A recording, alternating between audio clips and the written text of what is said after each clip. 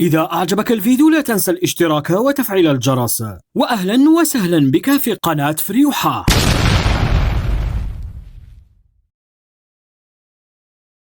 العناوين: لجنة الكاف منبهرة من ملعب طنجة بعد زيارة تفقدية قامت بها لمعاينة الملاعب بالمغرب.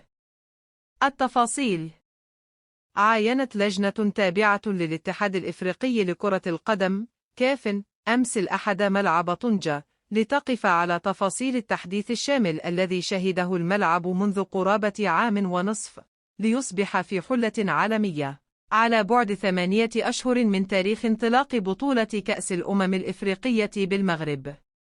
وأبدى الوفد المشكل للجنة المتخصصة في معاينة سير أشغال وجاهزية ملاعب الكن انبهارهم لمستوى الأشغال التي تشهدها كافة مرافق الملعب بمدينة طنجة في إطار التحضيرات المتواصلة لاحتضان المغرب لنهائيات كأس إفريقيا 2025. الزيارة التي امتدت لحوالي 4 ساعات اطلع خلالها وفد لجنة الكاف على مرافق ملعب طنجة الرئيسي داخليا وخارجيا، فضلا عن ملاعب التدريب المجهزة بدورها بأحدث التجهيزات والعشب العالي الجودة، وكذا المرافق المرتبطة بتأمين دخول وخروج الجماهير والمعايير المعتمدة.